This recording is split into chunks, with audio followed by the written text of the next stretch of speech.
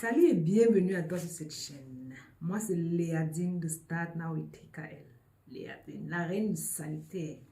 Dans cette chaîne, nous parlons du sanitaire, import, export, matériel sanitaire. À plombier. Qui vous a dit qu'on est plombier ou alors, bref, ouais. Si on parle de la plomberie, du sanitaire, de tout ce qui est tuyauterie dans la maison, import, export du matériel sanitaire. Aujourd'hui, je viens avec un thème qui m'est tombé dessus, juste pas comme un sac de macabo. Je rentrais tout à l'heure et j'ai rencontré deux de mes sœurs qui m'ont fait part de leurs problèmes. Elles avaient des différents problèmes, mais je vois ça va un peu dans le même sens. Problème égale une opportunité. Oh, j'ai dit ok, si elles rencontrent ces problèmes, et il y en a plusieurs même encore qui rencontrent, qui se plaignent du même problème. Pourquoi ne pas faire une vidéo pour pouvoir aider les gens? Parce que le grand problème en Allemagne et partout même dans le monde, c'est l'information.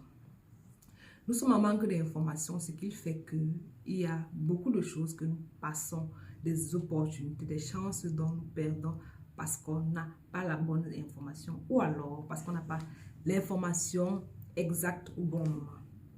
Je m'adresse dans cette vidéo particulièrement à deux catégories de personnes. Les étudiants et ceux qui viennent de finir le boulot, les études, qui veulent se lancer dans le début de carrière. C'est à ces gens-là que je m'adresse.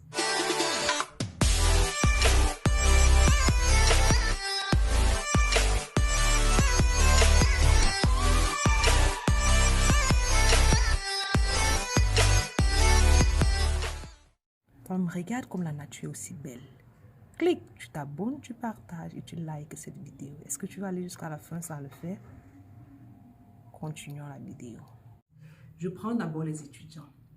Que tous ces étudiants-là qui se retrouvent aujourd'hui à faire des lagas, à travailler dans des fabriques, dans des grandes fabriques, certains parce qu'ils veulent peut-être plus d'argent, certains parce que, bon, plusieurs raisons, mais beaucoup ne partent pas travailler dans les Werkstudenten. Un, parce qu'ils ne cherchent pas. Deux, parce qu'ils ont peur. Ouais. Malheureusement, c'est ça. Parce que tu vas rencontrer des gens, quelqu'un est en au quatrième semestre ou alors deuxième année ou fin de deuxième année, il ne fait pas de Werkstudent. Pourtant, il est dans un domaine qui est porteur, un domaine où il y a des Werkstudent à gogo.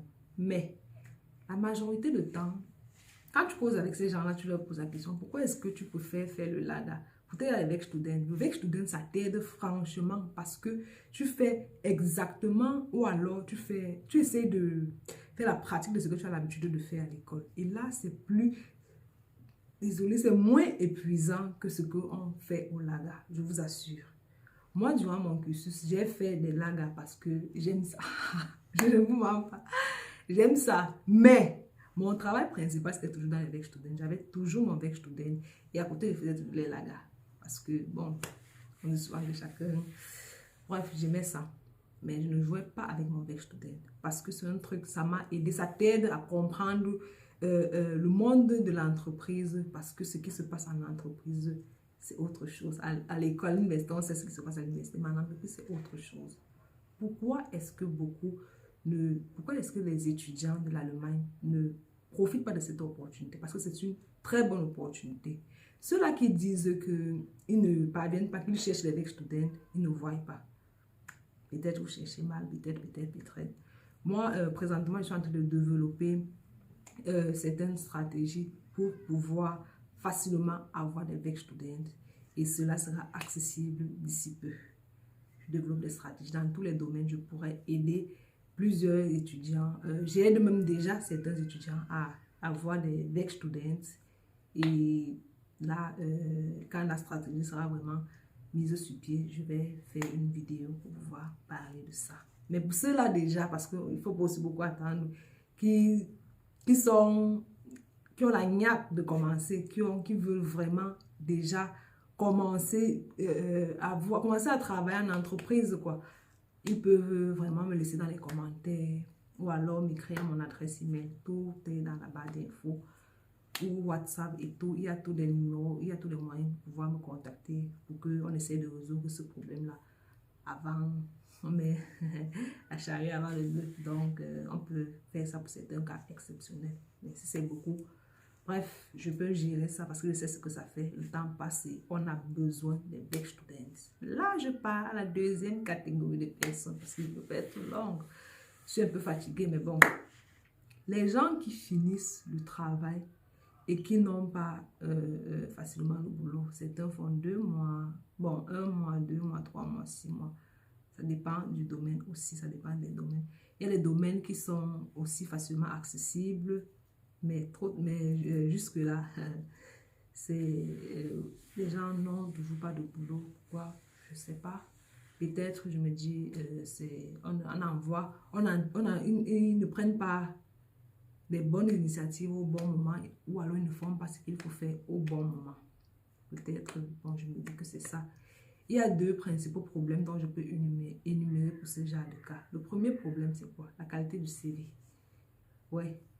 Parce que, étant donné que ça peut être ceux-là qui n'ont jamais fait de CV auparavant, donc ils n'ont jamais travaillé dans les entreprises, ils ont d'abord peur, donc le CV n'est pas vraiment bien constitué, il y a des trucs à modifier, il y a des choses, il y a des trucs à travailler sur ça, pour que ça passe vite sur le marché, comme on dit souvent. Et bon, ça peut être un premier problème. Et le deuxième problème, c'est lors de l'entretien d'embauche, du Vorstellungsgespräch. Lors du Vorstellungsgespräch, nous les Camerounais, nous les Africains, on a peur. Une fois de plus, ouais. On a peur. Parfois, on se dit, on a tellement peur. Tu arrives, tu dis, non, j'ai longtemps, je travaille, tu as peur. Tu te vends même à 0 francs. Tu te vends comme les arachides. Non. Ça ne se passe pas comme ça. On se vend là. Parce que quand tu vois parfois un Européen ou alors un Allemand qui part dans, il fait de ce Vorstellungsgespräch. Toi-même, tu es conscient que intellectuellement parlant, il est plus bas que toi. Donc, ce que tu fais, il ne peut pas faire. Mais avec la barrière de la langue, on a peur. On a tellement peur qu'on se vend à rien. Donc, ce sont les 2 problèmes. Le CV, la qualité du CV et ce que nous disons lors des Vorstellungsgespräch. Il faut faire très attention. Même pour ces gens-là, les gens qui viennent de commencer le boulot, qui cherchent le boulot même, j'ai développé des trucs qui ne sont vraiment pas encore 100% là, mais c'est déjà accessible. Je peux déjà accompagner des gens de la demande du CV jusqu'à l'entretien. Et je peux te beibringen, donc en fait, t'accompagner jusqu'au jour où tu fais le Vorstellungsgespräch. C'était tout pour cette vidéo. Bon dimanche, bon samedi à tous et on se voit dans la toute prochaine vidéo. Et beaucoup de courage à mes frères étudiants, beaucoup de courage à ceux-là qui cherchent le boulot parce que la vie c'est la bastonnade.